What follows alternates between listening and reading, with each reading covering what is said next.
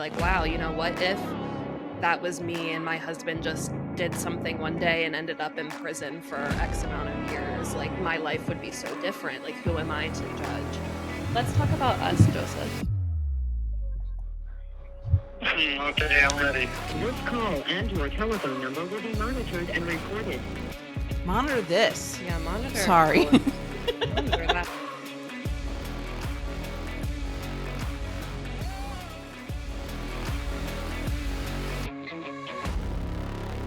Hello, everybody, and welcome to another episode of Love Within Walls, a prison wife podcast. It's your friendly host, Gigi, here, and I'm here with the lovely... Your friendly co-host, Paige, here. Hey, everyone. Hi, guys. friends. Welcome back for another installment.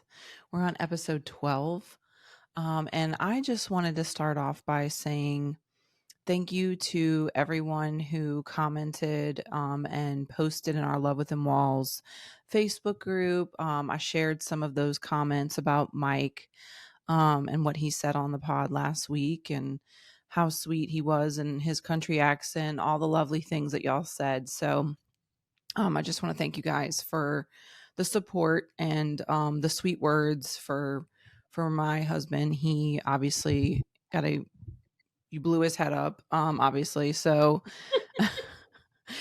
so I told him he was the bee's knees. But I'm excited to go into this episode today. Paige, you want to tell him a little bit about what we're going to do today?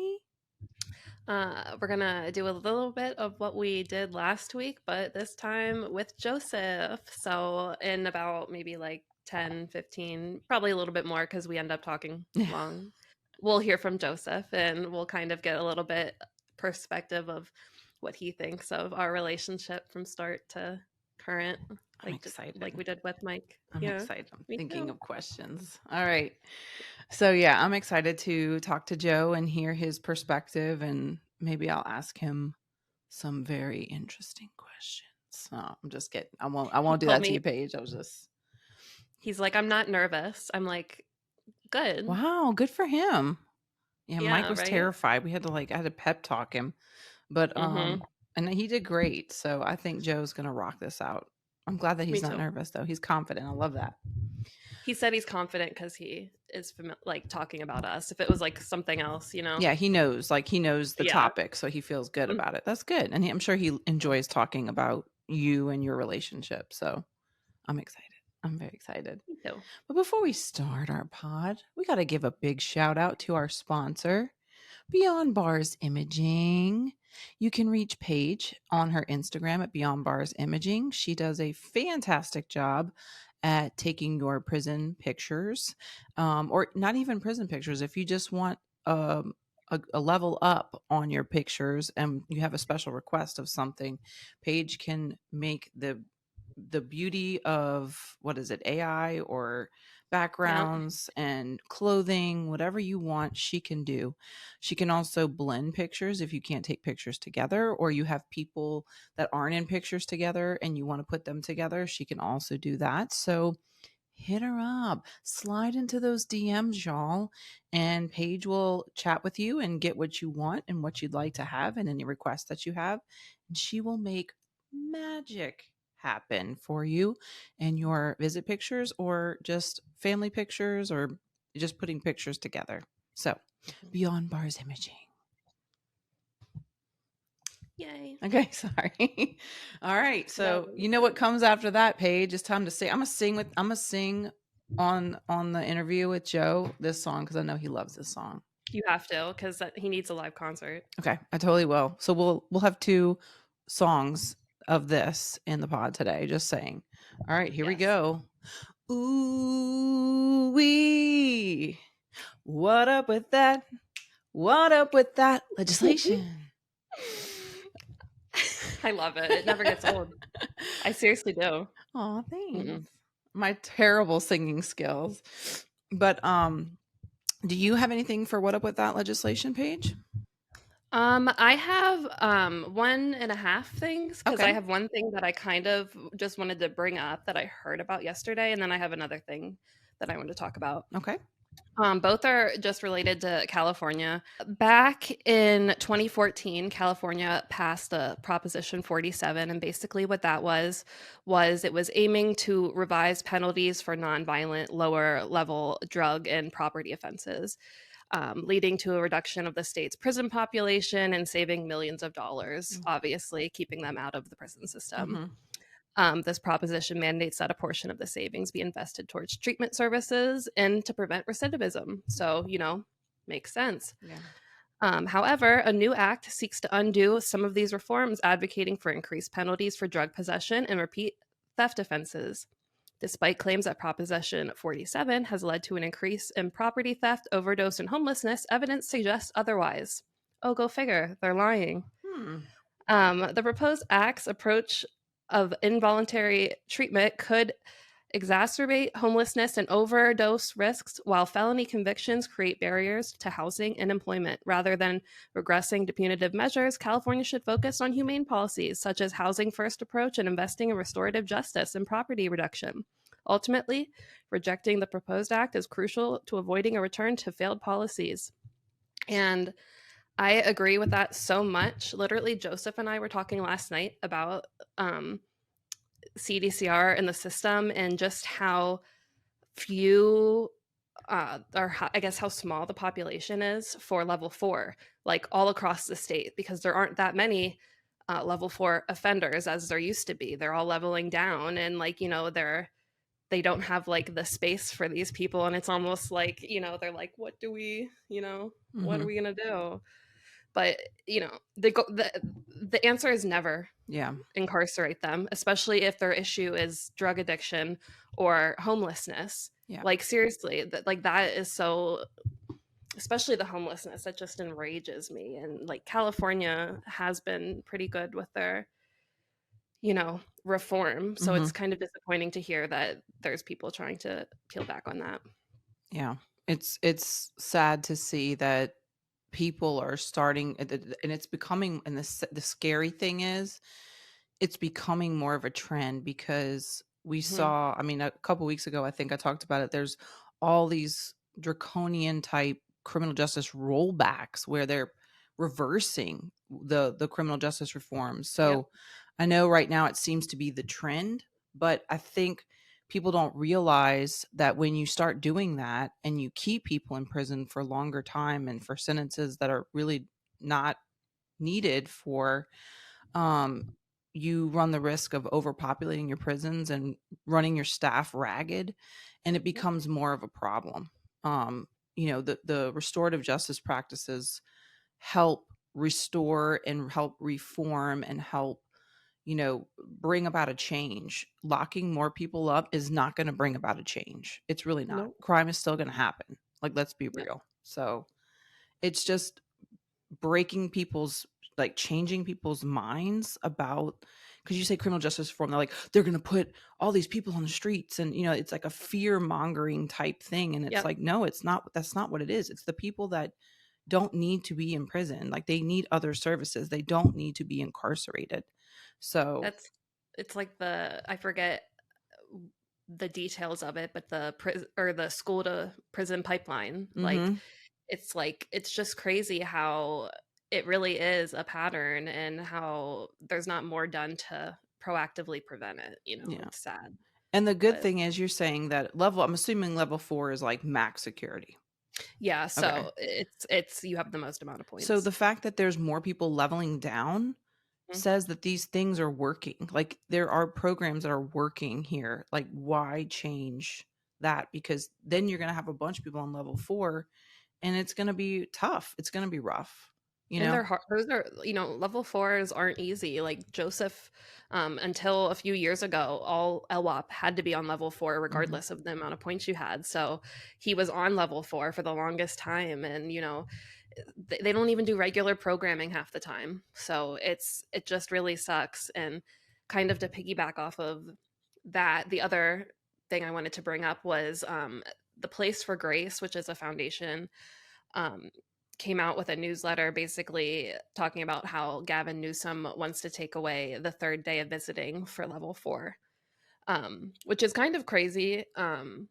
I mentioned it to Joe, and he was like, I think that we are all kind of waiting for them to drop the foot and try to Wow. take away one day of visiting for someone, because they before COVID they didn't have 3 days of visiting, Hmm. and it just was like almost too good to be true. And I saw the reaction from a lot of women who have their husbands and family members and in Yeah. level 4 prisons, and they're like, what do you mean you're just going to take away one day? And the excuse was like funding or like saving money or something. It's just like, wow, that's I feel terrible. I hope that they're able to fight and win it over and show how important visiting is for Yeah. that rehabilitation. Yeah. I mean, the people that make it and do well in prison, or like, rehabilitate themselves or work towards bettering themselves, are the ones that have support and things to Yep. hope for and things to look forward to.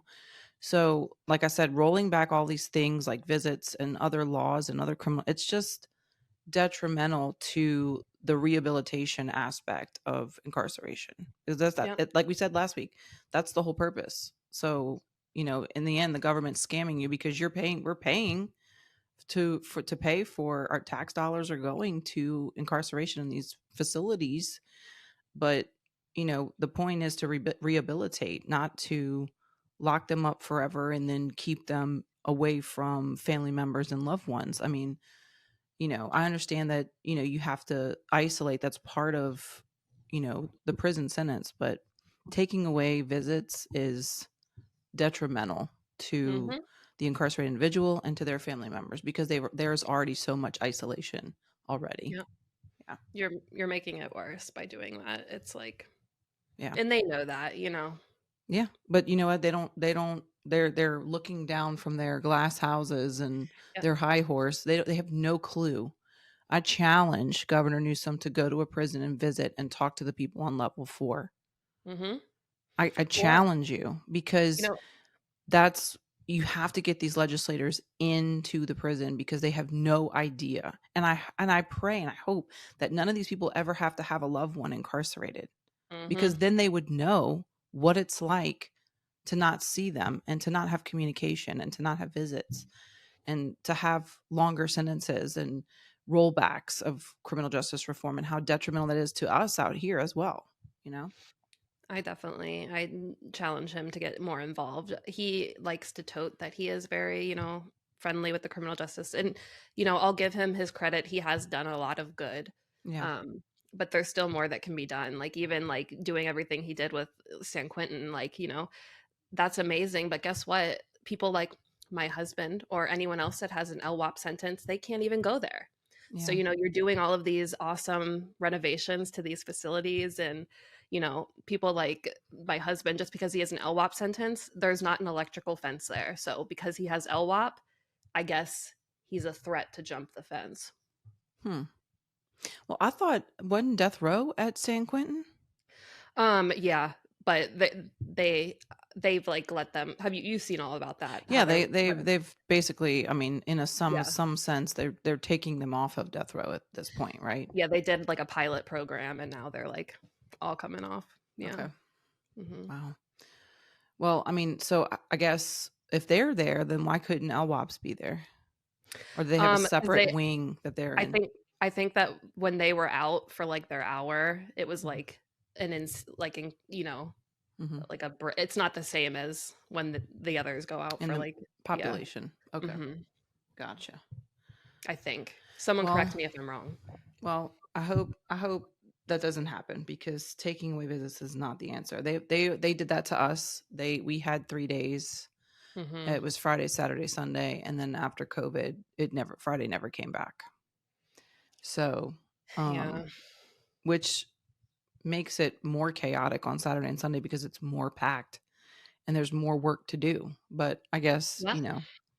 but I mean, it is what it is. But I hope that, not that I got to visit on Fridays anyway, because I work, but, Mhm. for those people that wanted to go on Fridays now, because that was the best day to visit because there's nobody there. Exactly. That is the best day for us. Yeah. Yeah. All right. Well, I have something for what up with that. It is not legislation, but it's actually a petition. from the Worth Rises organization and the Love Death them. Penalty Action.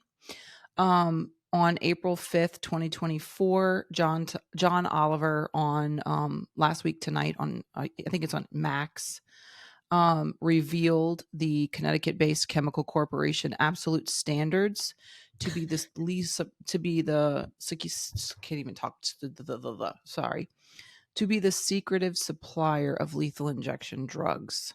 I It literally signed this petition already. That's how insane I okay. am, just so you know. Okay, thank you, Paige, I'm for insane. your signature. Um, it's basically the drug that was used on when former President Trump decided to go on his rampage and execute, I think, 13 people after a 17-year hiatus on federal executions. They supply the drug phenobarbital to the federal government and other jurisdictions committed to state sanctioned murders. Virtually the entire um, pharmaceutical industry has stopped supplying drugs for lethal injection, forcing the federal government and states to delay executions and even to institute moratoriums on the death penalty. Um, and so, Absolute Standards, this company, has basically undermined the pharmaceutical industry's ban on supplying unregulated phenobarbital. So, Ew. I'm going to post this on our um, pod page. I'll also post it on my Gigi Taylor 26 Instagram, my personal Instagram. I'll post it Um, in our YouTube bio and in like the basically, description. yeah, and it basically it's a petition to tell Absolute Standards to join the legion of corporations abandoning the side hustle in the death penalty. So I wanted to just bring that to the forefront because I did hear that if President Trump or former President Trump is reelected, he is going to go on an execution spree. It's going to happen. And we have friends who have loved ones on federal death row. We And I'm do. terrified for them because, at least right now, Michael's appeals haven't even really started. And so I'm not worried about, for him, federal doesn't affect us because we're state. But I can't imagine our good friend who is facing this, whose husband is maybe out of appeals at this point.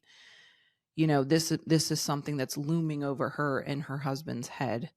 So if you can get out and please click the Please. link and sign this petition, it'll bring awareness that we're not going to stand for this secretive drug supplier thing. Is not acceptable. I Call them know the out. death I know the death penalty is an issue, and I even question myself sometimes about the death penalty, but I'm very much against it. I think if we're going to have it, it has to be used correctly. Um, Even though I don't agree with it, I don't think taking a life, murdering for to show murder is wrong is the right way of doing things. Nope. And I'm sure I'll get slaughtered on this a lot because you wouldn't be surprised how many prison wives are actually very much for the death penalty. Oh, So yeah, I'm aware. so I've been on the opposite end of them arguing oh, many you've times. been So, arguing. hmm Paige is such a crusader, and she will fight and argue and bring up such valid points and eye-opening points. And I hope that people can see that killing in the name of killing is wrong. And I'm not saying that some of these crimes are probably very heinous, but for example, you have people that are basically like almost have like the Jeffrey Dahmer type murders, like multiple, like talking in the 20s, okay, hmm hmm who are sitting in population. hmm And you have people like my husband, who's a first time offender, sitting on death row. So it's not used correctly. It is No. not used correctly. Mm-mm. And if it's going to be something that we can't say ban the death penalty, I mean, I would love to abolish the death penalty, but if we're not going to ban it, it needs to be used correctly. But to start getting rid of the idea of this heinous act, please, please, please, please, please sign this petition for me and Michael and for our friends that we Yes. know that this is going to affect big hmm time. So love you guys. That's a good one to bring up. Yeah. All right. Are we ready for Josie Joe's Joe? Yes, I should have. I should have sent him a little. Thank you for using Global Tel Link. Hello. Hey, beautiful. Hi, baby. Hi. Say hi to Gigi. Hi, Gigi. Hi, Joe. How you doing? How's everything going? It's going good. Are you ready to sing with me, Joe? I'm gonna put a song in your head. Are you ready? Say that one more time. I said I'm about to put a song that's never gonna leave your head. Are you ready? You want to sing with me? Okay, yeah, I'm ready. All right, here we go. Ooh wee. What up with that? I can't even get through it. Like, you didn't even laugh. Hello. I do laugh. Oh my god, that tune gets stuck in my head all the time. I tell her after we watch it, it'll be in his head. I love it. He's gonna be singing it as soon as he gets Oh off my of here. God, He's gonna I be do. singing it. I tell her all the time. Yeah, I'm always like, what's up with that? What's up with that? Yes. Go, Okay, Joe. now, let's talk about me. No, I'm just kidding. Let's talk about us, Joseph. Okay, I'm ready. Can you hear him okay? Yes, I can hear him just fine. Okay, babe. Tell me about what you were thinking when you first received my letter in the mail.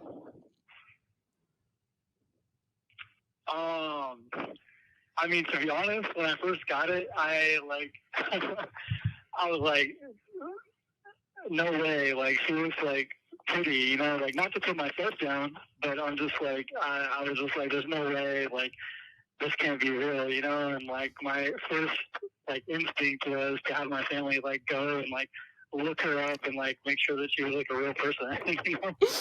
I remember you telling me that. He did not want to get catfished. Oh my gosh, yeah, I didn't want to get cat for sure because I've heard of other, you know, people getting catfished, and so that was like my first like inclination was to like go check that out, like have my family like look into that and check that out, and then I know my dad was like real quick about it, and he was like, yeah, no, she's a real person. Her Marysville, Pennsylvania. It looks like she's got a cute son, and I was like, oh, all right, well then, you know, so I had already written back, but yeah, while my letter was in, you know, on the way across the country to her, you know, I had my family like doing that digging just like to make sure, you know, just to protect myself. Oh my God. Wow. No catfish here, so. But well, I will say though, you know, writing that letter was like the best decision I've ever made. So, Paige, did you put a picture? Because I did that in my first letter. did. I put it. Okay, I just want to make sure. Okay. I did. I didn't know what to say because I was like, what do you even say? And I was just like, this is me. This is what I like. Here's me. Mm-hmm. You know, Here I am. Oh my God. Well, yeah, it was real short. It was like a real short paragraph, you know. But I mean, it was, you know, you had me hooked from day one. Though, so. Baby. Do you remember our first phone call? I do. I remember like I remember you saying that like, you know, you wanted me to give you a call and stuff, and I was like, oh my God, I like literally like wrote down a bunch of like bullet points and like stuff to talk about, and like, oh my God, I was super nervous. I remember even telling my cellie at the time that I was like, all right, well, you know, I'm gonna go out here and like I'm gonna give her a call. And he was just like straight up like, yeah, well, don't fuck it up. Oh my God. I was so nervous too. I was like, I don't even know what to say. Now, can I ask how long? I feel like I was leading. What were you gonna say, Gigi? Oh, I was just gonna ask how long. Gigi, go ahead. Oh, I'm sorry. No, you're fine. I was just asking how long did it take between writing and then moving into your first phone call? I want to say it was like a month. Yeah, that's probably what I would say. Mm-hmm. Yeah. Okay. Mm-hmm. Maybe just a little bit longer because remember, it took Paige like I don't know a couple of weeks before she responded to the first letter I sent, and then I think it was like a couple Nope. This is what It might have been a little over a month. gotta love the phone system. By the way, if you guys haven't figured it out by now, there is a little bit of a lag too. With he can like hear things a little bit later, so it's fun. Um, Well, what should can I ask another question? Yes, you can Okay. ask all the questions. Okay. No, I just want to ask one more. All right. So, Joe, who made the decision to take it from friendship to the next level? And then how? How did you, if it was you, how did you ask, or how did she ask, and how did she do it? So I did, and I think so. The way like I did it was like in my head, I was like, okay, well, she lives across the country. I was just thinking like, how is this gonna work out? Because obviously, like, I want to see her. I want to like touch her. I want to hold her. I want to kiss her. And like, so I'm like, well, how are we gonna do this? Like, are you like, gonna be there? Be there with like, I was like coming up with all these different like parameters. Like, okay, how many times a month? Like, how many times a month can we talk on the phone? Like, how? Because like, I just like, I figured it out because like, being 2,000 miles plus like away from each other and stuff. But like, obviously, This call and your telephone number will be monitored and recorded. so I was just kind of like trying to iron out the details of how we were going to work it out before I like fully, committed and like asked her like, hey, do you want to be in a relationship with me? And I know that, once she started, like she started answering all the questions and started checking all the boxes, I was like, okay, well, we'll give this a try, because I know that, I knew that there was a bunch of chemistry there, and so, and the funny thing is that like she gave me crap about this for like, I don't know, maybe like a couple of weeks after that. But I guess I never officially asked her out right then. I like just like did all these like went through all this stuff with her, and then I just assumed now we're together. And then like a couple of weeks later, she was like, "What the heck? Like you didn't even ask me officially to be your girlfriend." And I'm like, "Oh, okay. Well, will you be my girlfriend?" Oh, love it. I was still giving him shit about that when he asked me to marry him. I go, and you now have just asked me to marry you before you've ever asked me to be your girlfriend. It was just understood, Paige. Y'all just meshed, and it was understood. It was, wasn't it? Oh my god. Oh my god. Yeah. Do you want to talk about the first time we met, baby? Oh my god, the first time we met, yeah, so I know that, obviously with like COVID and everything going on, they had opened up visitation, and yeah, I was nervous. Like we were like fortunate like to come up with a plan for her to come out, and it was only 2-hour visits, and so it seemed maybe a little crazy, flying her all the way out here, to see her for 2 hours. But for me, it was like, it was what I needed, because I think it was part of that, like, confirmation, the confirmation that, I knew that she was the one to be with. And so, even getting that 2 hours with her and like the whole process behind it, like I was fortunate enough that my family, wanted to spend time with her and take her in and stuff and show her everything. She got to hang out with my dad for a couple days, and I know that was I know that was an adventure, especially like I know she never said anything about going on the snowmobile and the snowmobile running out of gas and stuff like that. But yeah, maybe she can tell that story later. But anyways, but yeah, like having my family take her in and like show her everything, show her where I grew up, and have her meet my grandparents and my mom and my wife my mom and my sisters and stuff like that. And so yeah, and obviously seeing her, like that was all the confirmation I needed. As soon as I looked into those beautiful blue eyes and got to sit there and talk with her, and it just seemed like, like our conversations were just like easy and smooth, like we had known each other for a long time.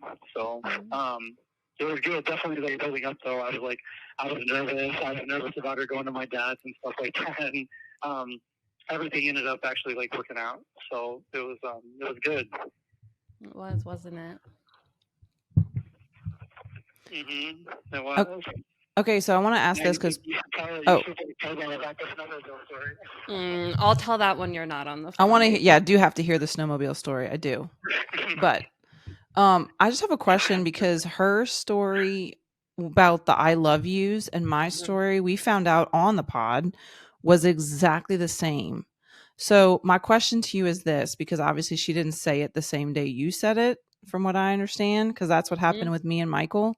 How did you feel when she didn't reciprocate when you said it? Yeah, good question. You know, I think that honestly, I don't really think that I like thought about it in the moment. This call and your telephone number will be monitored and recorded. I think for me, like just getting that off my chest and like saying that, because I think that's like a hard thing. I think that was like the first step for me. So, you know, being able to like say that, even though maybe she wasn't quite ready yet right in that moment to do it, you know, that was for me, it like, you know, I was able to put it out there, you know, and whenever she was able to reciprocate that, she would, because I knew that eventually she would, you know, so, but yeah, I honestly, I really like racking my brain right now. Like I don't even remember really even thinking about it. Okay. You Okay. just That knew. was sweet. He knew it was coming at some point. He was like, I'm saying it now. You can say it whenever you want, but it's coming. I know it. He's confident. I love it. Well, I remember too when I said it, I remember there was like a little bit of silence. And then I think like our call was like over right when that happened because I like waited until like almost the very end of the phone call to do it. And so for me, you know, like the silence, like I think maybe subconsciously like told me everything, you know, so maybe that's another reason why I wasn't really like too like worried about it, or I just didn't, you know, it didn't really have like any effect on me, you know. Yeah. Well, Paige was saved by the 1 minute lady. And that's back when we didn't you had like 1 or 2 phone calls a day, and we didn't have tablets, so like that was all we talked for the rest of the day, and then we talked the next day. So mic drop and then silence and then cut off. Oh my god. Yeah, you know, like kind of like what like Mike was saying when he was on last week about how like this is the hardest thing we're ever gonna do, and I think like I echo that sentiment, and especially like with going back with like the phone calls and stuff. Honestly, there was like a stretch there where it was like I went to back visits where it was just, oh my gosh, it was like maybe we talked like once every 4 days, once every 5 days, and like that was for, I mean, I want to say close to the first 2 years of our relationship. Actually, probably even longer than that, like the first 2.5 years of our relationship. And so, you know, now that we have the tablets and stuff, and literally we can talk, you know, at least a couple hours every day. It's just like for me, like that was the worst it could get, in my opinion. You know, like, well, okay, maybe not the worst, but like, you know, it's pretty damn close to being the worst that it could get. And like we were able to strive through that, you know, so. You know, I think that since we strive through that, we can strive through anything else together, you know? So. I was telling Paige, I was like, how did we make it without all these things that we now have? Like, how did we survive? You know? I have no clue. Do you want to talk a little bit about our first family visit, or just family visits in general from your perspective, so people can hear about it? I'm getting freaky over here. So you're talking about the first one that we had?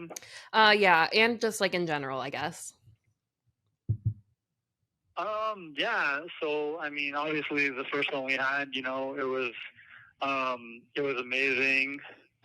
You know, getting to have that time with you, you know, that intimate time like that, and being able to cook for you, and just you know, like take all of you in, you know, like be able to just like sit there and like be there with you and be able to attend to you and all that. Like, yeah, I mean, obviously it's amazing, and being able to get that opportunity, you know, it's just amazing. I mean, with our first family visit, obviously, like that's probably been like that was like probably the most emotional one. I mean, I think like every single one of them, like I cry a little bit, but I think there was a time in that one where I was like inconsolable for about 20 minutes.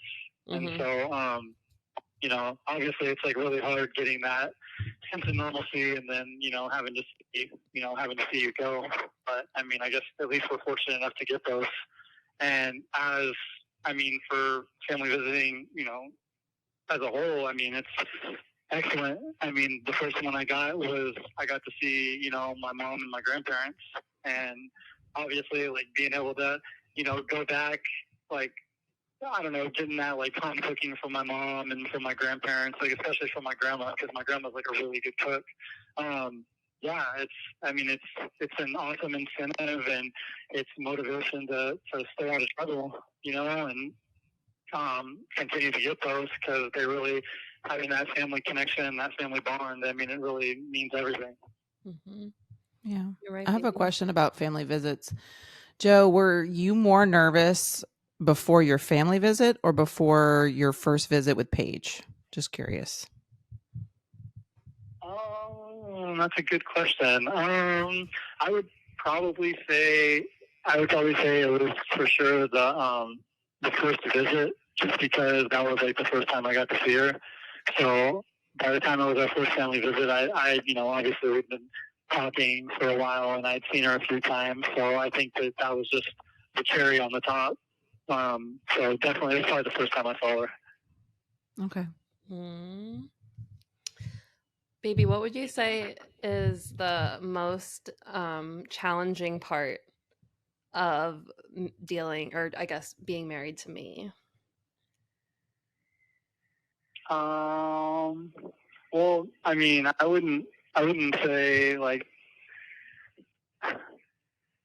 I wouldn't say anything is like difficult. I mean, I love you. Obviously, just challenges in general could be like just, you know, when you're going through stuff, like not being able to be like physically there with you and being able to like hold you and like take you in and let you know it's going to be all right. You know, I mean, even though I do that over the phone and like I let you know that and give you those words of affirmation and that validation and stuff because you are so strong and amazing and I know that you can get through everything. But you know, I think it put even more of an emphasis on that if I could just like hold you and, you know, tell you that as I'm holding you, you know. Honey. Mm-hmm. Oh, can I ask Joe the same Um, question you asked Mike? Yes, yes. All right, so I want to know this one because this was a great question that your wife had for Mike last week, and I want to ask you. What is something that Paige hates about herself that you absolutely adore and love? Oh my gosh.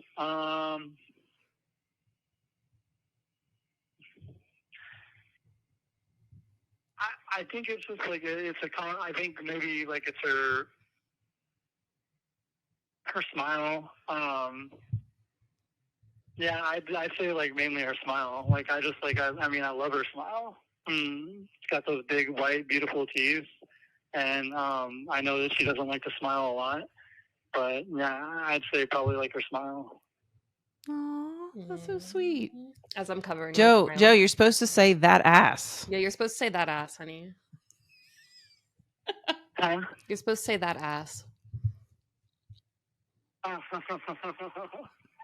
my gosh. Well, you know, maybe I'll do that on the next time you guys, if I'm fortunate enough to have you know, you guys have me on again. I don't think we will now. She's sassy today, Joe. She's very sassy. Mm-hmm. Mm-hmm. Oh my God. What piece of advice would you give to other maybe men who are incarcerated that maybe just got incarcerated that are serving, you know, longer sentences? Like, how did you get through that, honey? I mean, just taking it one day at a time, you know, get through that day and get on to the next one and, you know, just continue to do that, you know, and the more you do that, the stronger you're going to get, the more persevering you're going to be. And so, yeah, I mean, we're all gonna grow. Like, that's how we're gonna just continue to grow. It's just taking it day by day and not stressing too much over it. I mean, obviously we're gonna all go through a little bit of stress. That's just how it is. But just taking it one day at a time. What about? I know that's cliche to say that, but what about advice for other couples? Like, what has worked for us that one piece of advice that you pass to others? I would just say, communication. Like, just putting it all out there, and not holding anything back, because I think holding it back can lead to resentment. So just making sure that you communicate everything with each other and just be as honest, as open as possible, because that's how you're going to get through it, and that's how you're going to grow as a couple. Mm-hmm. You're right, honey. Mm. So, even if it's something that that person might not want to hear, but it's something that needs to be said. Just putting it all out there. Mm-hmm. Totally. Yeah, I love what you said about the resentment part, because that can build up real quick, and if you sweep things under the rug, that it like eats at your soul almost. So it is a cornerstone of any relationship, but more importantly in a prison relationship is communication. 100%, Joe. I agree with you. This call and your telephone number will be monitored and recorded. Monitor this. Yeah, monitor. Sorry. Monitor that. Yeah.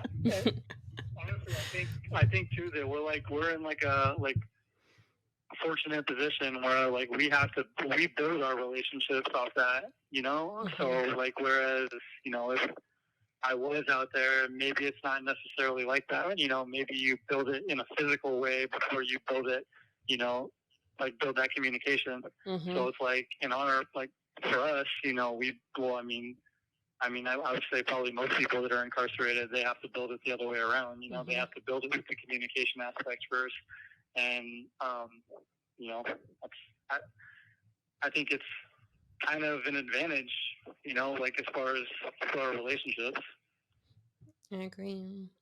Yeah. I think that's why sometimes those prison relationships are so strong, is because you don't have a lot of the distractions and you can focus on those really core aspects of a good, strong, healthy relationship.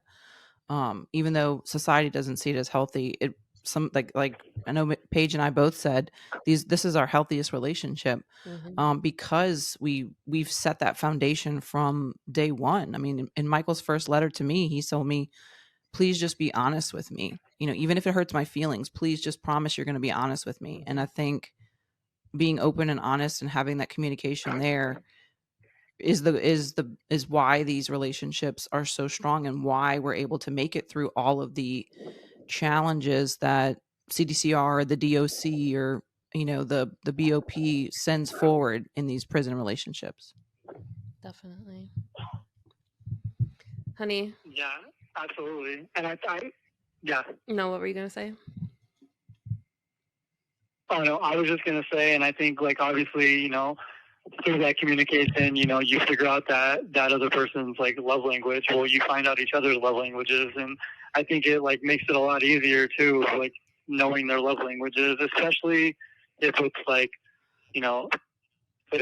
or things you can do for them, whether it's, quality time or validation and affirmations. I think it, it makes it even a little easier knowing that. Obviously, if your love language is physical touch, it's going to be difficult. You'd have to figure out ways to visit each other and family visiting and whatever type of visitation you can get. But I think having a validation and affirmation love language makes it a lot easier, at least in Paige's regard, because those are things that I can say to her, Yeah. And so you said Paige's words of affirmation. What are you, Joe?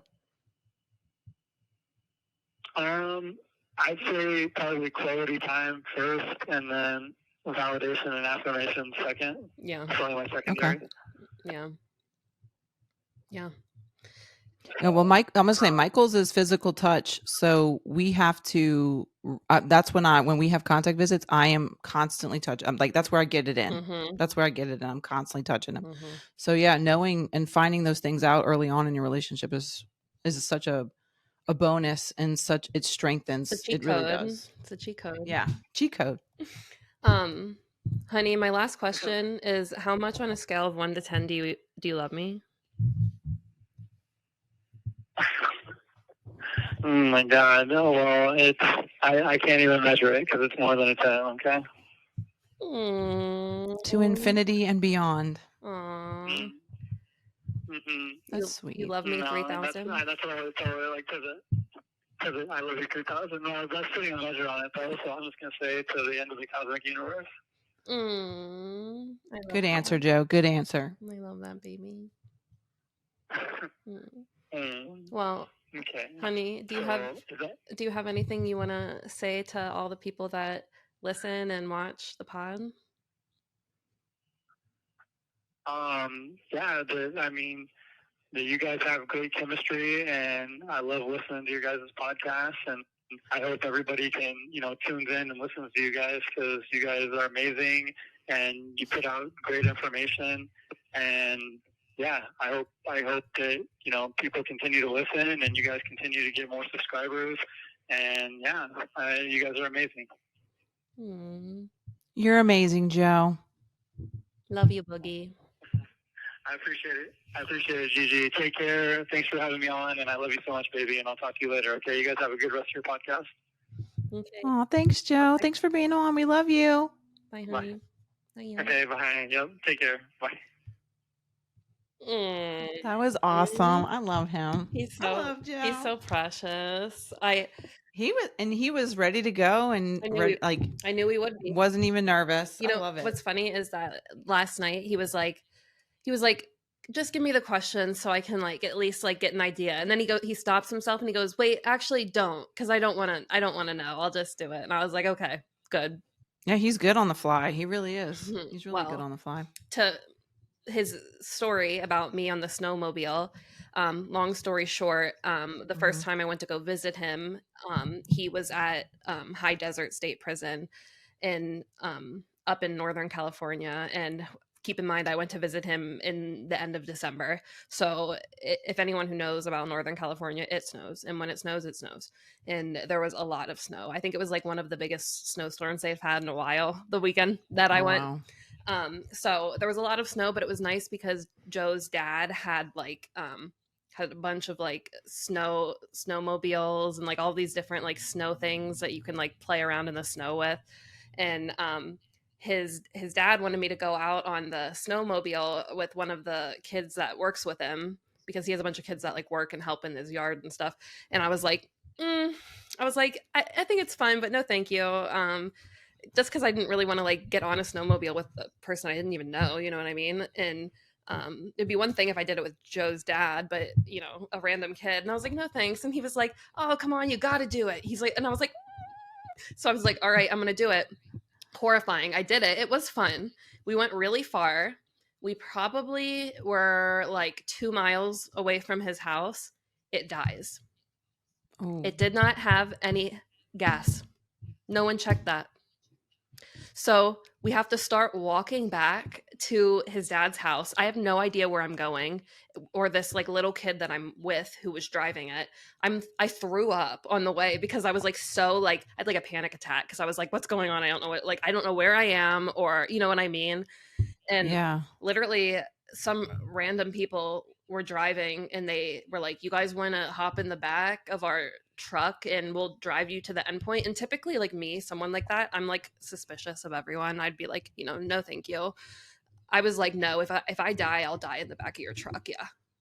So I was like, yep. And I fucking hopped right in. I don't know you, but I'll just go ahead and get in the back of your truck. Literally, I was like, I can't walk anymore. I can't.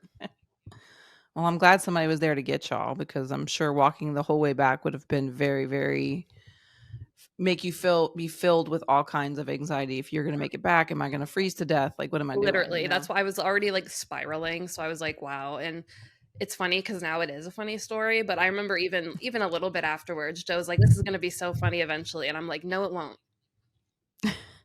It's funny now. So. Yeah. Well, I'm glad you made it back to safety Me too. because, good Lord, Me too. if you would have frozen in Northern California, we would not be on this pod right Yeah, I now. hadn't even met Joe at that point yet, so I wouldn't even Oh, have. you wouldn't? Yeah. Yeah. Yeah. Mhm. It's the circle of life. Mhm. Sorry. All right. So, are we ready to dive into our viewers' Oh yeah, questions, I'm comments? ready. Okay. We got some good. We didn't do all of them from last week. So, we did put out one on Thursday. Um so we had some hits and we had a speaky pipe, but we want to finish the ones from last week first. So I'm going to start there. All right. Lou Lou Lovey, she was also one that brought up the marriage topic last week. She wants to know how the stress gets to him while being locked up and how it can get to you being out here. Hmm. It's really hard. I feel like a lot of us are empaths that get Mhm. into these relationships because we are so um, open and understanding of them and their situation. So obviously, I feel like it's harder for us to not suck up their feelings because we are sponges in that sense. But Yeah. I think a lot of it, in my opinion, of not sucking up his emotions is to like, let him vent and then like try to like kind of be the voice of reason when I can because he's usually already spiraling if it's something that's crazy and my brain overthinks too. So what I would want is someone sitting there telling me like the reality of it calmly and Yeah. that's kind of what I do to him. Okay. Yeah, I think that's a good strategy to have, to just let them talk and just, like we talked about, just listen to understand and then Mhm. kind of chime in where you can and be that voice of reason. What about for us out here, the stresses that we deal with? Mm. I it's hard because especially before when we only got certain calls, it would be like, I really hope you're not calling me during a time where I'm stressed out or you're gonna hear it. You know what I mean? I try Yeah. my best to hide a lot of my stress from him, which I know is probably not the best answer because you know he should see everything as much as anyone else would that is out here. But Hmm. I don't know, subconsciously, I think I'll let him know about things, but if it's like little things, I sometimes won't because I don't in my brain, I'm like, I don't want to add in onto anything or, I don't know. That's a Yeah. hard question. Oh, Mike gets whatever stress mood I'm in. He'll get, I don't, I can't hide it. There's no way. I wear all of my emotions on my Mm-hmm. sleeve. So he gets it. And in the end, I'll say this, letting him feel the stress that I'm feeling, even though, it's like we got to be strong for them or whatever, it helps me and it helps us as a couple Mm-hmm. because we're able to talk it out. We're able to work through things. And if I say, hey, I just need 5 minutes because I'm so overwhelmed right now, he will call me back in 5 minutes and then we'll talk. And then he's like, okay, you ready to talk about it now? So, bringing that stress and feeling that with your partner is, it's only going to strengthen you Mm-hmm. and it's only going to strengthen your relationship. Like I said, Mike gets whatever, like he said, sometimes he'll call me and I'm happy go lucky and I'm excited and I'm excited to talk, then I see something on X or on Instagram or something on Facebook and I start spiraling and he gets my bipolar ass, like he gets the mood swing, um where now I'm he calls it apocalyptic Gigi, where everything's going to shit and he's never coming home and all this, like I spiral, I really do spiral. So I would just say, talking is something that helps me, it helps him, it helps us. So just to talk it out. And if you don't feel comfortable saying everything on the phone, because I know, they're recorded or whatever, um, maybe see, if handling the stress out here, maybe talking to someone online, like a counselor or Or something. a friend or If you someone don't, who might yeah, know something like what you're going through. yeah, absolutely. All right. We're ready to move on to the Yeah. next one. Okay. Um, I guess I don't want to get, this is from Freedom Behind Prison Walls. I don't want to get too far into this because she asked, what's your story? Does it help you to hear like stories? It helped me. I don't want to get into the whole story thing again because we've already done that, but I will say that storytelling is therapeutic. Hearing other people's stories that are similar, like just finding out how similar Paige and I's stories are, is Mhm. comforting. It does really, really help. And that's why, I think Paige wanted to start this support group because she wanted a community where people can meet and talk and form bonds, because sharing those and having a platform to tell those stories, because sharing storytelling is so powerful and so Yep. therapeutic. You'll you'll even see in like campaigns where, especially like reform campaigns and stuff, like a lot of the times like they'll want the face of those to be family members or people who can tell a story because that's what, gets people's attention. That's where people use that empathy and connect to Hmm. what you're saying and they can like feel it. And a lot of the times if they can like or if they're able to take themselves and put themselves in your shoes, like that's kind of ideal because then that makes them sit there and think and be like, wow, what if that was me and my husband just did something one day and ended up in prison for X amount of years? Like my life would be so different. Like who am I to judge? And I think, Hmm. talking about it more does help. But I will say, be cognizant of um, just the spaces you're doing it, even like so like for example like social media, like there are going to be uh platforms that are better to do that on than others. Just for example TikTok, like you can end up on the wrong side of TikTok very easily. Like it just takes one. Like I've had videos of mine go viral on the hate side of TikTok and that's not fun. Having a bunch of people, Hmm. think that they know about your life because you're just trying to open up and tell a story. So if you do it, just be cognizant that people think that that is a ticket to enter into your life and add in their opinion. And if you do that, just know that their opinion doesn't matter and it doesn't change the facts of the situation. Yeah. And they're only commenting on one aspect of something that they literally know Yeah. nothing about. So just always keep that in the back of your head too. Mhm. All right. Let's move on to and if you want to hear our stories, please go to our first episode. It's not on YouTube, unfortunately. It's only on Apple and Mhm. Spotify. But Paige and I do tell our story of, this whole life, Yep. basically how we got here today. So please check that out too. All right. I guess someone wanted to talk about prison relationship Mm. expenses, visit, Securus GTL, vending machine items, the cost of being with someone that's incarcerated. I mean, even just from paying for, I mean, we don't pay for calls anymore in California, thank God. Mhm. That was a lot. But we do pay for our text messages, our video calls. We pay for packages. We pay for vending machine food and food sales and like all kinds of all kinds of expenses that I didn't necessarily have before that I have now.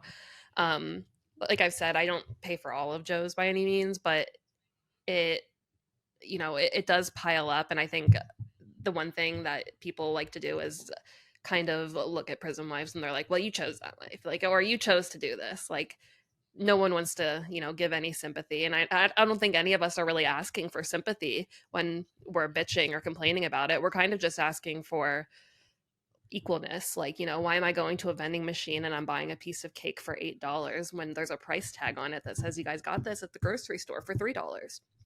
Why? Like what? Yeah. That's what I want to know, why, where that $5 is going and why. Like if Yeah. that was different, then I wouldn't bitch. I'd be like, okay, well, this is the same as if we were, out somewhere. Yeah. And to me, phone calls should all be Hmm. free. We used to pay $6.30 for 30 minutes. What? Um, sorry. Yeah, $6.30 for 30 That's minutes. insane. Then then it went down to about 4.25. So we shaved off about $2. I'd be But broke. I will say that I've said this before, our majority of our budget was phone. It still Mhm. is. It's phone. Um, and because we talk, if we don't talk the whole 30 minutes, but we do talk maybe 10, 15 minutes here and there in the morning and the evening. And it still adds up. Even if when we're trying to budget, and not spend as much. It does add up. And then, the visits. Granted, we get real food. We don't get vending machine food, but so it's the money. I'll say this: like a burger, chips, and a tea, a sweet tea is like $5.50. So I can't. I mean, I told Michael, I said I'm getting a grilled freaking burger on from a barbecue grill, like good shit. Okay, and you can't find that price at Mm-mm. McDonald's at this point. So now some of the stuff is expensive. If you get like catfish and shrimp, it's like $13 for a whole plate, and you get fries and a salad and all That's that stuff. so So cool though. it, yeah, but we pay a lot in other areas, so it can it can take a toll.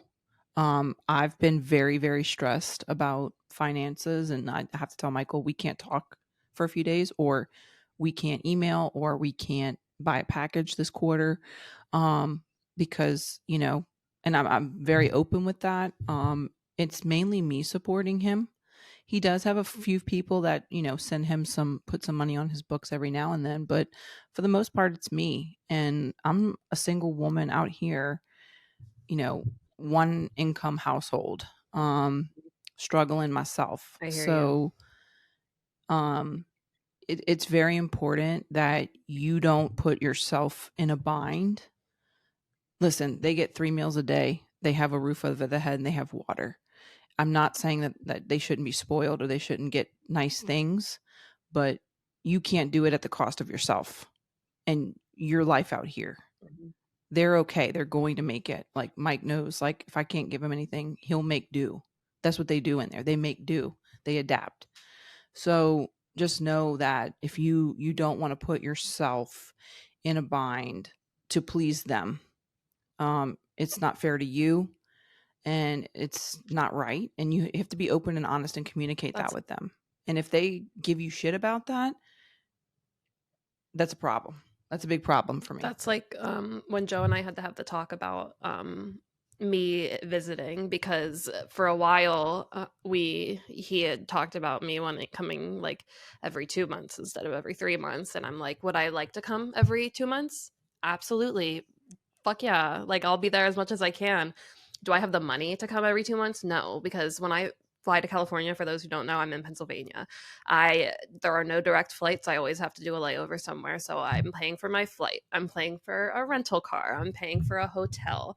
I'm paying for the food while I'm out there. And then I go to my family visit where I pay for a package to eat there and then all of that stuff. So it's like it adds up. Every time I go out there, I've never actually like stopped and added all of it for a whole trip because I won't let myself because I just don't want to know, like no thanks.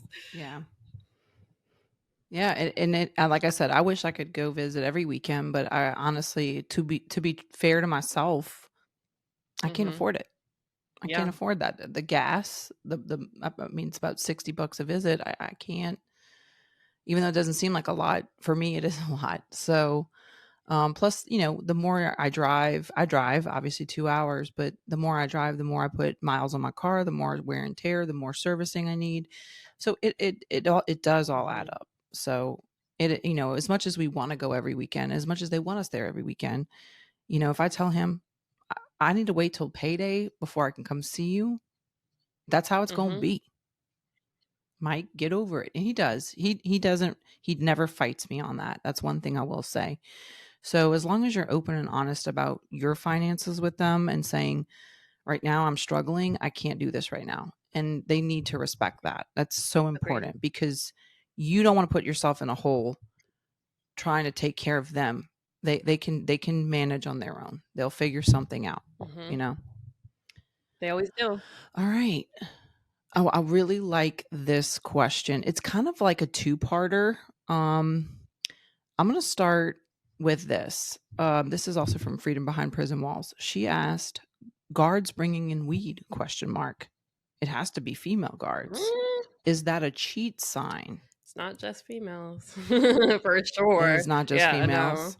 No. It's There's There's a lot of money to be made by any CO, female or male, bringing in contraband, whether it's weed or something else. I know that obviously drugs get involved when there's like relations between free staff or COs and people that are incarcerated, but I think a lot of the time the men that get into those are more of like it's like more of like a power thing for them, but there are the ones that do it for drugs too. So I know I'm not naive to that, but it's definitely a male and female thing. There was literally a guy. There was one of the guys who works at one of the California prisons. It was a headline literally like 2 days ago. Yeah. Well, shit. The warden in Yep. Alabama and his wife. It's everywhere. Were both It's charged. Mm-hmm. Yeah. So, yeah. And so the next question was, how realistic is it for an inmate to have sex with a guard? I'm going to say very realistic. Depending on the prison, depending on like the level they're at, depending on, you know, correct. They could if they want to. I mean, just in the past, I'm thinking since I've been on this journey, the past 8 years, there has been countless, you know, sex scandals at Angola for sure. You know, I've even heard that the guards charge the guys pimping out. COs be pimping that pussy out. Just saying. Yep. That's wild. Pay them bills. Yeah. Meanwhile, they judge us when we come in for visit. They're like, "You're married to someone who's incarcerated." Bitch, you pimping that? You pimping it out? I'm like, what?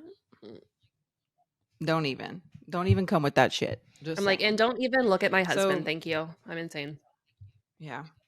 I know. I always joke with Mike when he doesn't call like at a certain time. I'll be like, so were you bending over a CO and you know whatever. But to answer that, very realistic. I've heard more stories of that than the drugs and the contraband. Me too. I mean that's real talk right there. It's just not talked about as much. Yeah, it's hushed, and when it does hit the press, it's all over. Like it's all over the Prison Wife pages. And there's even a meme. I know it's not our meme of the week, but there's a meme of it's 2 correctional officers in New York. It's 2 girls, and they're in their locker room, I guess, like, you know, getting ready for their shift, and they're putting on makeup, and it says, "Oh, look at them trying to get cute to go have sex with the inmate." I'm like, oh. I know Paige is raging over there, but I'm just like, I can't help but laugh at it because it's an abuse of power. It's there's just a lot of issues with that. I know correctional officers that got pregnant from inmates, like had children with them because of having sex with them. So it's real. It is. Welcome to the real world. So, yes.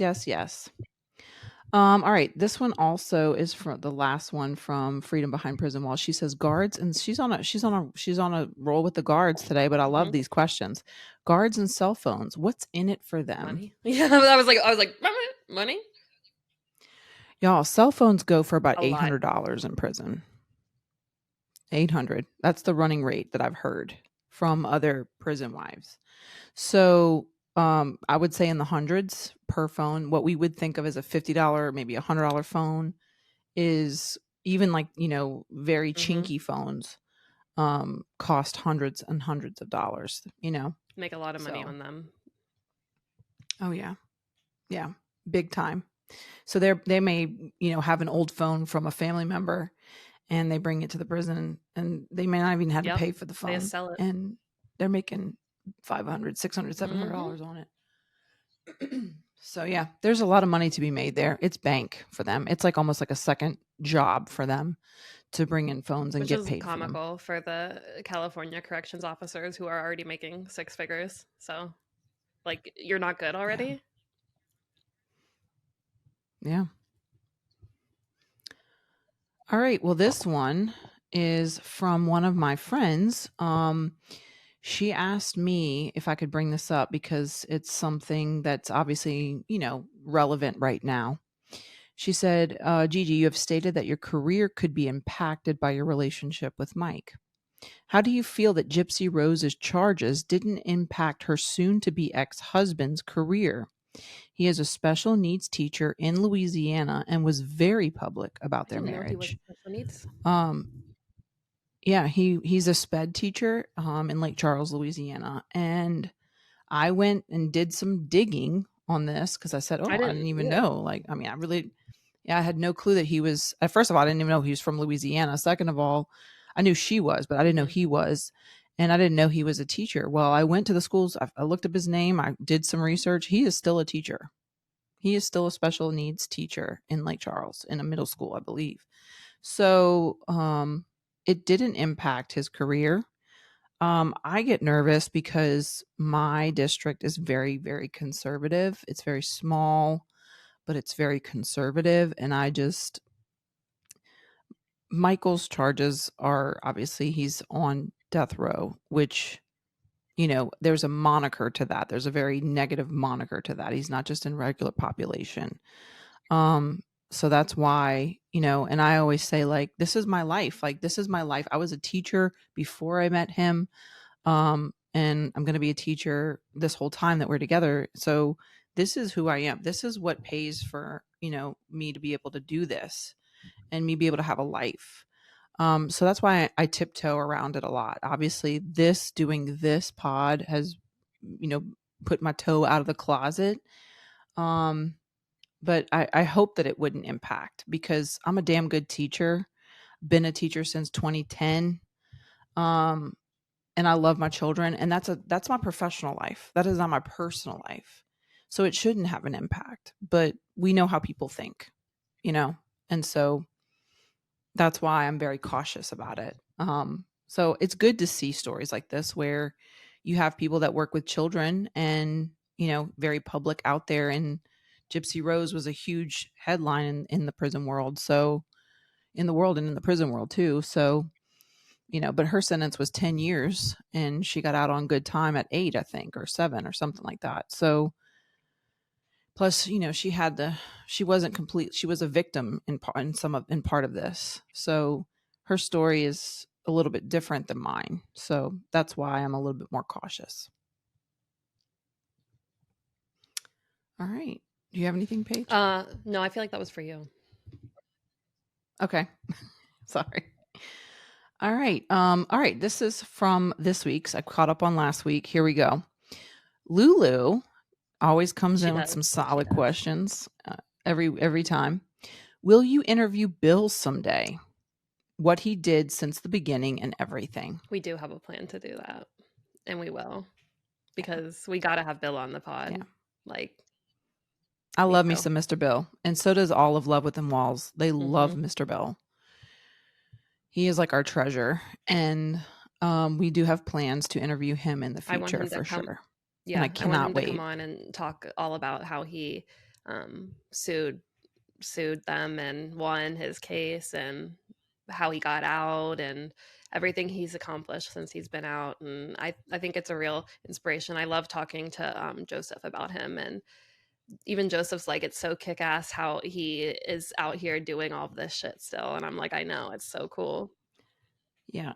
He got out and hit the ground Mhm. running. I mean, he is advocating, he's fighting online, Yep. he's doing all the things, and he's doing an incredible job for someone that just got out I a year ago. remember, sorry, And I was just no, going you to go say, ahead. I You go ahead. remember when Bill was let out because I followed the Louisiana Parole Project on Twitter. And I remember when they had shared it and I like retweeted it because I always like retweet them when they come on my feed. And I was like, congrats, Bill. And then like Bill had made a Twitter and then he was like, and I was like, oh, and I like followed him and that's how Bill and I met. So I was like, Aw. Yeah, and I met him mm-hmm. through you because I mean, obviously coming out of Louisiana, you see the posts from the Parole Project, but I didn't know who he was. But I met him through But he was you. cooking your So, food. and he was cooking Mm-hmm. my food at Visit. I mean, we all know that burger and that quesadilla was all Bill, Mr. Bill. And I will say that if you want to meet Mr. Bill, he's in our Love Within Yes. Walls group. He also comes to our Zoom calls and offers amazing insight, perspective, answers questions.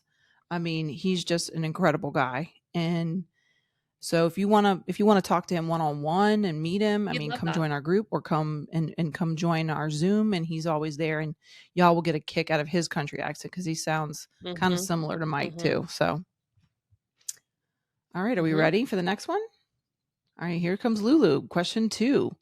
Do you know other shows like Met While Incarcerated or MWI? Not drama stuff like Love After Lockup, like good documentaries. There's not enough. You want me to, you want me Yeah, to I start don't know off? any. I'll do a I plug. don't know any. Well, I was in one. Michael and I was in one. It was called Met While Incarcerated, and it was for a Canadian um, channel. Um, we filmed it back in 2017, and it was released in 2018.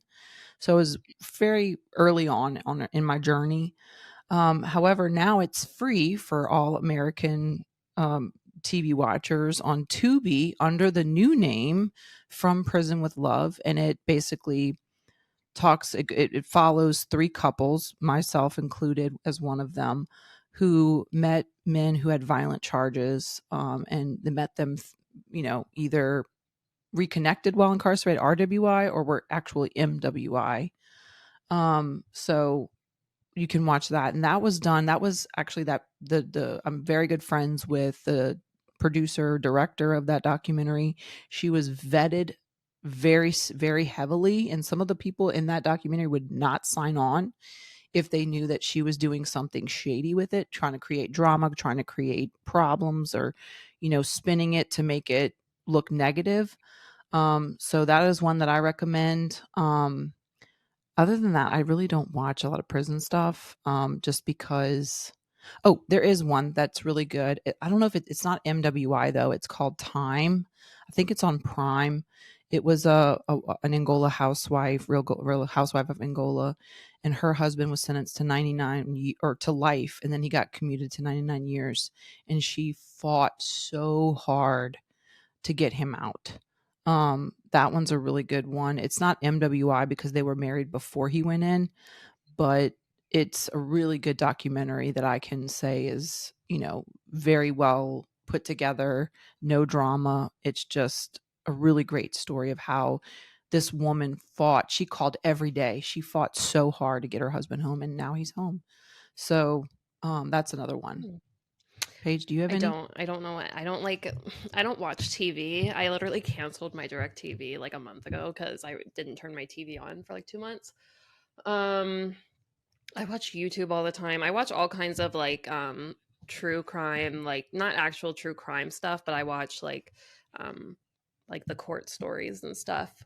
Um I don't watch any of like the drama stuff because I think it would probably trigger me. So unfortunately, I don't really have any. But that'd be cool if someone wanted to make one that was. I said this forever ago on Twitter. I was like, I wish someone who was a producer would make something that actually like benefits like the people that are incarcerated and focuses on their rehabilitation and not just trying to stir drama up in the relationships. And I think that's one of the problems with all of these prison shows is no matter what is that they have to add in that toxicness, and like there's other things that will keep people interested, not just the toxic. Like people like to see a good like underdog story or someone come back, like Yeah. yeah. Oh yeah. Yeah. So if anybody has one that we didn't mention and you want to share it, Mhm. please comment or please send us a DM or reach out to us and we'll share that because I think, telling these stories is super important and highlighting the good parts, not just the, like Paige said, the Mhm. toxic parts that people want to add in because you hear a lot of these stories about these shows that they have to almost Yeah, make and drama happen to make it I more I know entertaining. multiple people, not even just prison shows. I know people who have been on prison shows, but I also know people who have been on other reality shows. Each of them have told me that they want drop whether it's real, they don't really care. But like even that, like I don't want that. Like, you know what I mean? Like, no, I don't have an issue with my relationship. Thanks. Yeah. Yeah. I mean, I do know some people that do like those shows. They like that kind of Yeah. stuff, and that's fine. That if that's your cup of tea, go for it. But I'm kind of on the same board with Paige. Like, I have enough shit to deal with in my own prison wife relationship life that I don't need to Mhm. watch other people's shit happen. So, all right. This is from Buried Hope. Why did you decide to reach out to someone in prison in the first place?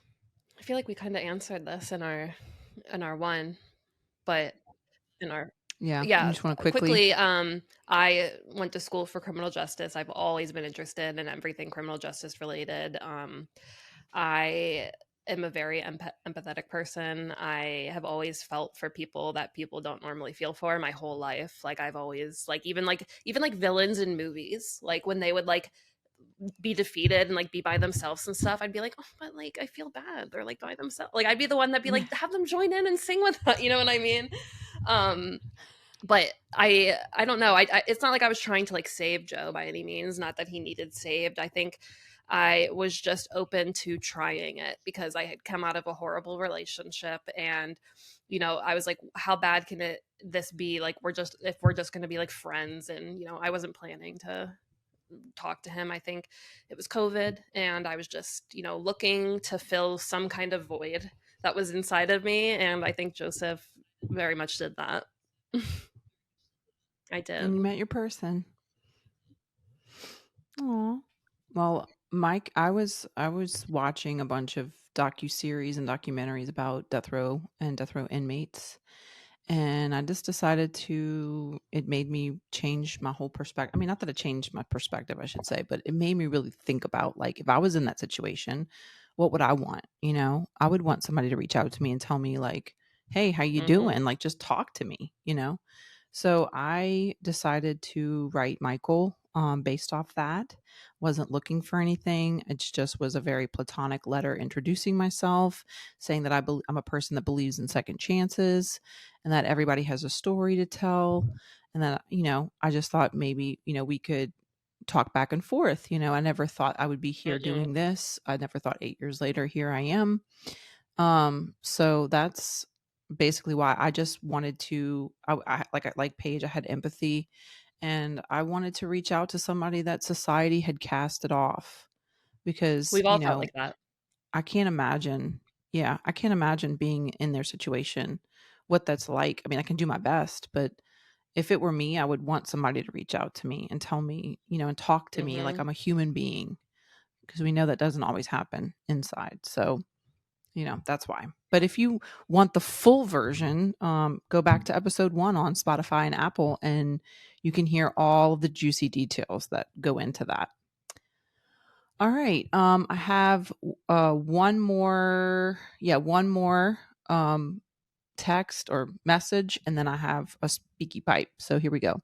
This is from Sheena Belcher. She left us an audio on speaky pipe, I think last week or the week before.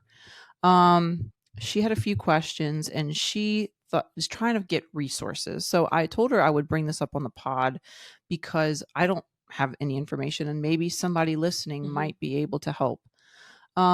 She said she's obviously in the northeast area Hey, of the country, welcome. and she said she wants resources on who I can reach out to in Northeast Correctional because they're trying to restrict my visits permanently, and I was never restricted before.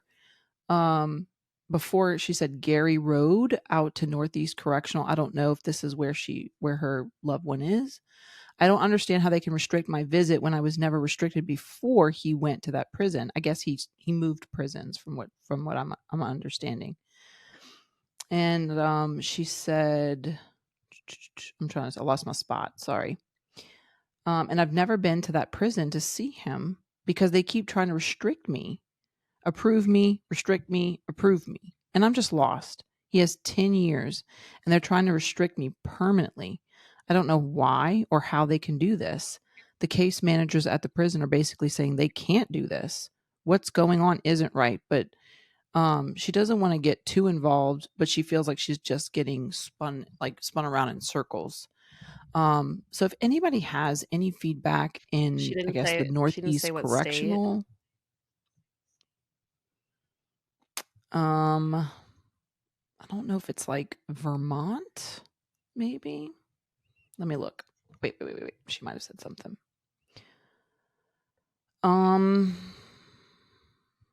She didn't tell me. Let me see.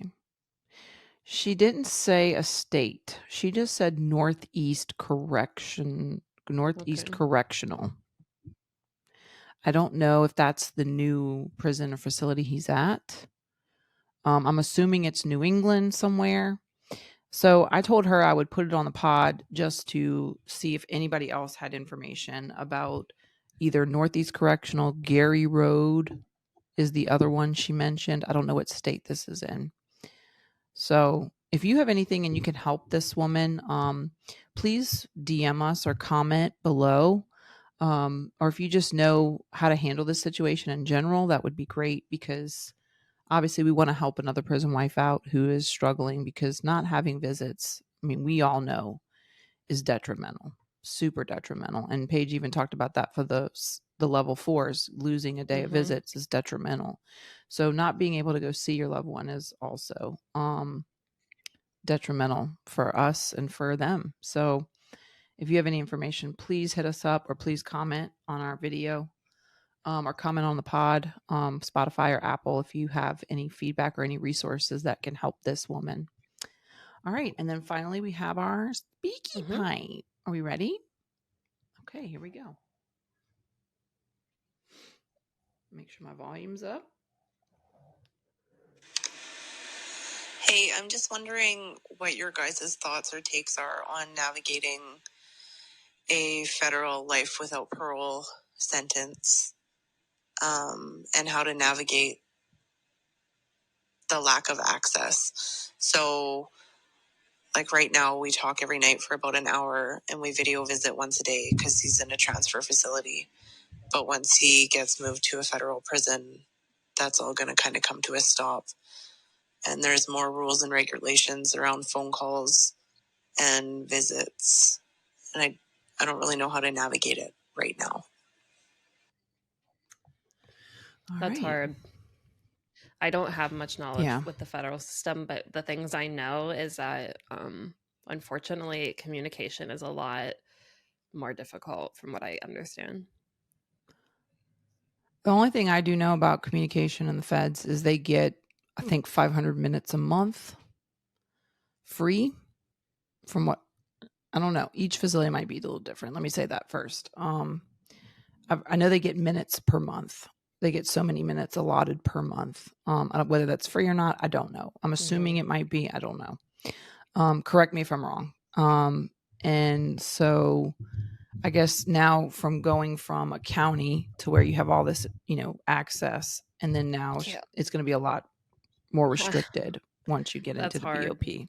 because Yeah. you're a federal LWAP too, because like that's, I don't know. I writing letters, I know it's old, out of, not as popular thing that people do, but when Joe and I only had letters, and as he said, like our some days of every 4 days a phone call during COVID, that it's horrible to think back on now, but at the time it was so nice to have. Like I can't tell you how happy I would be when I would have that letter and I would like get this like awesome feeling go through my body and like be so happy and like just making the most of the situation at the time. And unfortunately that's probably the only advice I can give. I would love if any of the people that listen to us have someone who is in a LWAP or long-term sentence in a federal facility that would be able to help with answer that, because I could imagine that would be hard. Yeah, and just from I guess hearing from other BOP wives, like they mainly rely on Hmm. letters and emails to communicate on the daily, and then phone calls happen every couple days maybe. I don't know too much about visits. I do know that they can be pretty strict about dress code. that's about it. That's all I know really for BOP. So, like Paige said, if anybody with BOP experience can answer this, please do. Um, I think Paige had some really great advice about finding new ways to make it work. Um, I know that the idea of going into a BOP versus where you are now is probably super fucking detrimental Mhm. to your brain. I'm not going to sugarcoat that at all. It is what it is. So my heart goes out to you. You know, I know Mike's in a super max security type deal. But they're actually, it's not, I would say I'd rather him there in the state versus federal BOP because he would not have the privileges he has now because they are so limited and so strict there. So if anybody has some, you know, good advice coming from the BOP side, we would very much appreciate it because, you know, this is not something that we're familiar with, but just from what we've heard, obviously there is a lot of limitations in a federal BOP, especially if it's in a max BOP type facility. So I hope that we can get you some answers, Boo Boo, because we definitely want to help you. And thank I you for love when using people our do it. Speaky Pipe. I know I love Speaky Pipe. So if you want to call, vent, rant, cry, Do it. laugh, tell us a funny story, whatever, please hit us up on the Speaky Pipes. It's on our link tree. You can remain anonymous. You don't have to put your name down or say your name if you don't want to. All right. And that ends our If you've made viewer it this question far, I comments. have an emoji. Oh, pick Evil that eye. emoji. One of my Ooh, the favorite evil eye. emojis. Leave the evil eye if you've made it this far. Okay. Leave the evil eye if you made it this far because you're awesome. All right. Are we ready for, is it time? It's time. It's time for It shout is. out, shout out. Give him Give 'em shout, give shout, him give 'em clout. clout. Oh, I'd Paige, you love want to go to. first? My shout out Okay. of the week is gonna go to Post. For those who don't know about Yay. Post is um, it is a photo to prison app that basically, you upload your photos and you can basically click a button and send them to the prison. They'll print them out for you and they'll mail Mm-hmm. them. You can do like glossy finishes, you can do big ones, you can do calendars, you can do cards, they do all kinds of things. They have swag on there now, they have shirts, they have all kinds of things. But one of the cool things about Post is that it was created by a woman. Her name is Becky, who is formerly incarcerated. Her and her son created it. So it is a incarcerated created company, and I think that supporting those is really important. And they use correct language when talking about incarcerated people, and they genuinely do care for the people that they are serving, and that's sometimes really hard to find in this world. And I just wanted to give them a little shout out. Yeah, I'm gonna add on because we kind of talked about this before we filmed. And I shared this on my personal Instagram about the fact that Post is obviously standing up to phone companies like Securus, GTL, all those things. And they're advocating for lowering the cost of prison phone calls because they say it helps family and society. They said, we believe nothing should stand in the way of communicating with our incarcerated loved ones. Letters, phone calls, and photos not only keep those connections strong, they contribute to better outcomes when our loved ones are released from prison.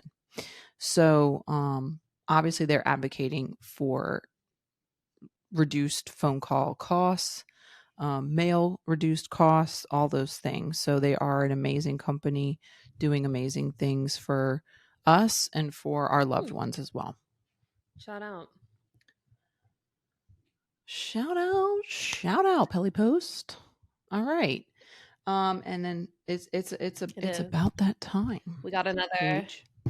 It's time for the meme of the week. We got Go ahead, another Paige. Take it away. created meme. Paige is the meme queen. I just want to say she's the meme Gotta queen. love AI, so couldn't do it without it. This Mm-hmm. one, for audio listeners, imagine a prison hallway, imagine a vent on top of the hallway open, and there is a female that's popping out of it. And she's covered in dirt because she just was on a mission climbing through those vents. And she's peeking through. She's looking right at the camera. She's So it says, "When life gives you prison bars, take the vents." Take the vents. That'd be me. That would be me if I could. I I will get dirty. Yes. I will get all kind of dirty and deal Mhm. with rats, whatever, to get up in there. I'm the new Get me my Sully. man, please. I'm moving in. Mm. Well, I love the meme. Hopefully, y'all do too. Give us lots of love on it when Mhm. we drop it on Wednesday Today, yeah. or today when we drop the pod. And I guess that ends this pod. But before we end, we do want to say womp, womp, womp. We're Yes. taking a week off. Obviously, we have some personal things that we're doing. But I will not leave you hanging. We want to be there for you. So what we're going to do is please stay tuned to our Facebook group, Love Within Walls, and our Insta stories because we're going to have a Vegas takeover the weekend of May Gigi 17th is. through the 19th. We'll also, sorry. I'm going to be in Vegas and I'm not leaving you hanging. I'm taking you with me. You're going on vacation with me and a couple other prison wives. So look out for our Vegas takeover next weekend. And drop us a lot of love on it and let us know how we did. And we'll do a live in our Facebook group and you can see us on the strip gambling our life away. Hopefully winning. So we'll be there next weekend. So join us on our little vacay with us. We're taking you with us on Insta and our Facebook group. So love you guys. I love our people. Can I also just give a shout out? Can I give a shout out, please? Because I've been wanting to do this and I always forget before we close. I want to give a shout out to our OG viewers and listeners, like from day one, like been with us, riding with us. I mean, I can name people. I don't want to name them, but We you know who know you who are. you are. Our OG OG Wallers. Waller. That's what I'm gonna call it. Our I like OG that. fucking Wallers. Thank you for being here every week. They leave us comments. They send us DMs. They let us know listening what they thought. We love you guys. We love all of our viewers and listeners. Don't get me wrong, but I think it's important to give a shout out to the OG Wallers who've been with us since episode 1 when we didn't know what we were doing. We didn't know how to edit. We we had music with watermarks in it. I mean, it was just terrible, and looking back at it, I'm just like Mhm. they still They loved us. did. They still loved us. So, thank you OG Wallers for being there from the beginning. We appreciate you and we love you and help us take over the world. Like, share, subscribe. Love you guys and keep sending us DM. Keep sliding into our DMs because we love it. Mhm. We're here for it and we love it. All I right, don't. Paige, That's you have it. anything else? Okay. Well, we love you guys. We'll be back in 2 weeks on the pod, but you can see us next week. You can see me next weekend partying in Vegas. Come with me. I'm going to bring you on a wonderful journey of magic, mystery, and debauchery. So it'll be fun. It'll be good times. All right, y'all. Well, I love you guys. We'll be back in 2 weeks. Happy hump day. Peace, love, elbow grease, besitos. Con mucho, mucho amor. Love you guys. Bye. Paige, you're not saying bye? I can't hear you. Bye. You must have hit your mic. Bye. Bye. Bye. Bye. Bitch, say Bye. I was bye. muted. Bye. Don't be rude.